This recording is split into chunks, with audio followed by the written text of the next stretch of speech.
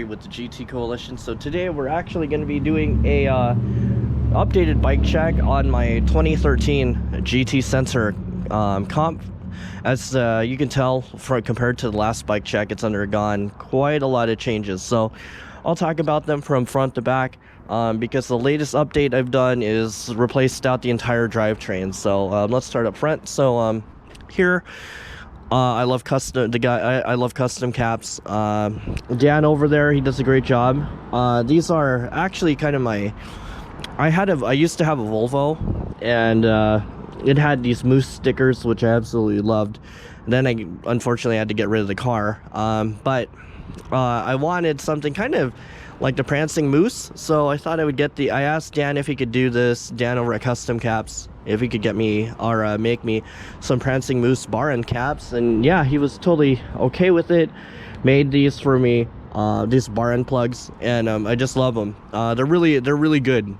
These are the mountain bike ones. They cost about, if you do the custom design, roughly about north of 30 bucks, I think, altogether, like maybe closer to 40. So even on the other side, it's like that too. And of course, as you guys know, this is I love the Race Face Half Nelson grips. These are my favorite because they're thin, they're really tacky even when they're wet. Just my favorite bar and grips of, or I mean not bar and grips, but handlebar grips of all time. Here I like my setups in a very specific way. This is a Race Face, actually a 35 millimeter clamp diameter on this Race Face stem, and I'm running just kind of a narrower bar on this bike in particular, just because of how it overall feels. So it's roughly about a 710 wide bar. Here, SR Centaur excuse me, here with SR Centaur, I run the Radon Air fork. The original fork on here crapped out on me, and to rebuild it would have been about the same price as just getting on an upgrade program. SR Centaur has. Really, you know, I could get a new fork for a little bit more, like I think 20 bucks, 20 US dollars more. And this is the air suspension shock. It comes with Rebound Adjustment and also, you know, lockout. Obviously no remote. It's really easy to use, and you know, you fill it with air through here, this little section, and it's pretty secure. I like it. They let you start it like a million times, so I haven't had issues with it. It's actually a very comparable fork to that of anything from RockShox and stuff. I do have a RockShox, just a regular coilover non-air, just in case this one craps out, because one thing I have to mention with this frame, it is a straight 1 1/8 on a 29er, and I had to undergo some mods because the original fork for this is 120 millimeters. So for this one, like I asked SR Centaur if they had a 120 millimeter fork. They actually didn't have one on the website, but they did have one in the back. So this is actually a 120 millimeter fork, and it's just hard to find them now, like a straight 1 1/8 9er fork, because everybody's gone tapered. So I wanted to take advantage of that, so I had a spare. And it's hard to find 120 millimeter travel straight 1 1/8 forks with a quick release. So and I'm not I really don't even want to do the do a through axle up front, because then I have to change out this front wheel. And I actually like these Sun Ringo Inferno 25s. They're really, man, these are like super durable wheels. Like, you can hit some serious stuff with this. I love them. They're really good. Even with this tire, the Continental Cross King, so it's a 29 by 2.2 width, which looks like, you know, compared to today's bikes, right, it's just like, looks like a road bike skinny, but it does the job. This combination is good. I think when I upgrade this, I will go with the Vittoria Barzos or the Mezcals.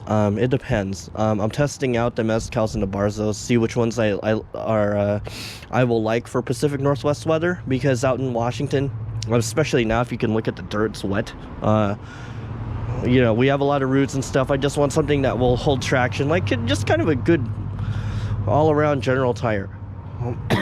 So speaking of this, the wheel set, I almost made a mistake and when ordering, because you know, I needed to get center locks. There's a big explanation for that, and that's just because I had spares for center lock wheels. So I was like, hey, do you have, I accidentally ordered the 6-bolt, but I said, hey, could you would it be too much to swap these out for the center locks? And they were like, the shop I bought these from online was like, no. And actually the shop on eBay, I think I bought these wheels for right under right under 200 bucks. No, it was about 200 bucks. I take that back. And they were just a clearance special, so I wanted to take advantage of that, because the other wheels that I had were really starting to crack. So I was like, well, I need to replace them. Here, of course, excuse me, I'm under the weather right now too. Always happens when it starts getting like fall here in the Washington State area. I just come down with the worst weather, and it's Friday the 13th. Spooky. Anyway, I run the Magura MT5s on here. If you remember my last bike check, I was running like these 2-pot Shimano, I forgot, I think they were the equivalent of the Alivio version brakes. But now all my disc brake bikes in my collection, or in my fleet, have the Magura MT5 brakes, or MT7s, depends. And so I love these brakes, they're so good. And you know, I think just like, it's just nice to have a whole bunch of spares. So you know, like it's standardized in that way. It's almost like, yeah, being a fleet manager, you're just trying to standardize stuff to keep your costs kind of down. So you know, that's one thing. Here it still runs the original X Fusion E1 shock.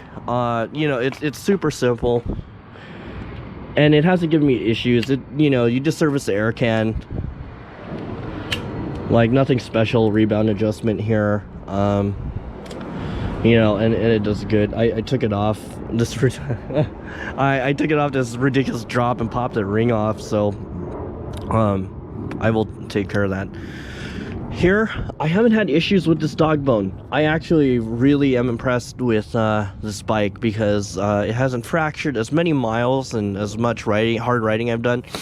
You know, the only thing I've had to do is service these, you know, like every 6 months, these pivot bearings, which are actually, believe it or not, headset bearings. So the 1 1/8. So you can go to any bike shop if these are starting to fail, replace them. Just be cognizant of the O-rings here, because if you lose them, you will likely get some play. So actually, if you go to a hardware store, you know of a custom O-ring shop, get the originals, mail it to an O-ring shop, or you know, specialist, and they'll make you a bunch of them that are like even Teflon coated, and they'll last for quite a while. So that's what I've got on these.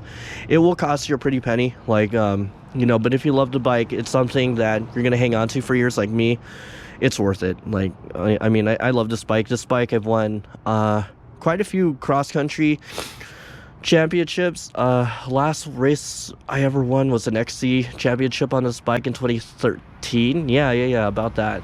And I won an all-mountain race on this, which was a mix of downhill, which was Super D. It was Super D kind of downhill racing and cross country, so I was really excited. This has been a good bike, so I plan to keep it for even when it cracks. It's just going to be a wall hanger. You know, I like when they say when it cracks. I don't anticipate much.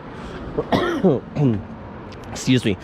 And then here it runs a basic FSA 1 1/8 headset. These are actually cage bearing balls, so my plan is I will try to see, I don't know what the internal diameter is. I think you can run a tapered, if I can do it, you know, the E44, so I can run a tapered fork on here, and it's an adapter, and it'll look kind of tidy. So I don't know yet. I will find that out. That'll be my next upgrade if this whole fork setup kind of goes to hell on me.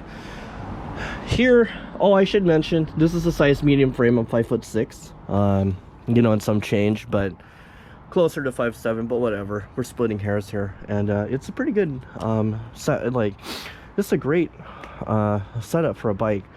And of course, I just love the maintenance on these. It's a pinch bolt, so when you service these, you just handle the pinch bolts and pop out the bearings. You know, it's like an 8 and a 6 millimeter, and then you just, you know, I like how I'm moving the camera. No, and you just turn them opposite ways, and they will come out. Clean them, super easy to clean, really easy to put together. I recommend, if you're gonna do it, actually take off the wheels and you know, and do it that way. That way you don't have all this weight on it. So that's my recommendation. So the latest thing I've done is I've replaced out the entire drivetrain. Last bike check, I was doing the a three up front, a triples up front, and a 9-speed in the back. Well, anyway, those parts were getting worn out. One of my riding buddies, Matt, he gave me this XT rear derailleur for free. So I was like, I gotta do something cool with, you know, this, because, you know, he's taken me out to Tiger Mountain with some buddies, and it's been one hell of a really fun ride. So I decided I was gonna replace the shifter. It had originally had the Alivio. And I went with the Shimano Z 10-speed shifter, and actually these levers feel good. They feel crisp. Like, I'm impressed with how these shift. They feel really good. Excuse me.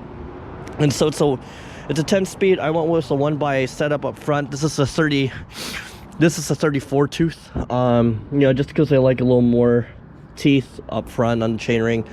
And it's a 175 millimeter long SLS cranksets with my favorite race face Chester pedals. Actually, I might try the Originate pedals that have come out, because they look pretty good too. So and they're about like a little less than the Chester, so I'm just interested to see how good of a pedal they are. Flat pedal.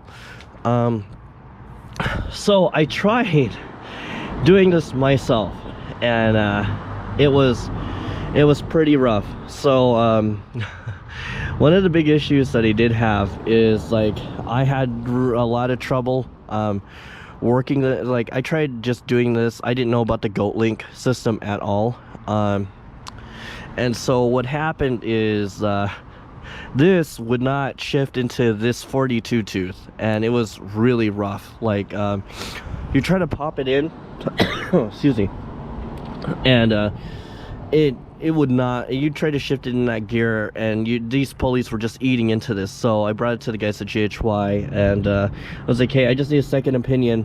What do I need to do to make this 11x42 tooth setup work? And they were like, oh, actually all you got to do is, like, just get the GoatLink. So I ordered it through them, because I don't like doing that. Here's my thing about, if you're gonna use a local bike shop for their opinion, don't do that dick move where you waste their time, right? And like, hey, would you do this and that? And then you go online and buy it, because you just totally screwed them over. And, you know, they could have, I don't know. That's just my thing. If you're gonna use your bike shop as your questions and answers group, at least support them. So I said, cool, all right. And then order me up one of these GoatLinks, these wolf tooth GoatLinks, and you know, install it, get it smooth and going for me, and I'll totally pay you guys, obviously. And they got it all worked out in like a few days, and yeah, this thing is awesome. I just love how this shifts up. Hang on, I wish I could do both. I know I'm doing like the thing that's gonna drive a lot of you guys nuts, even me. Look at that, that's awesome. Don't mind it catching, it's my pedal hitting that.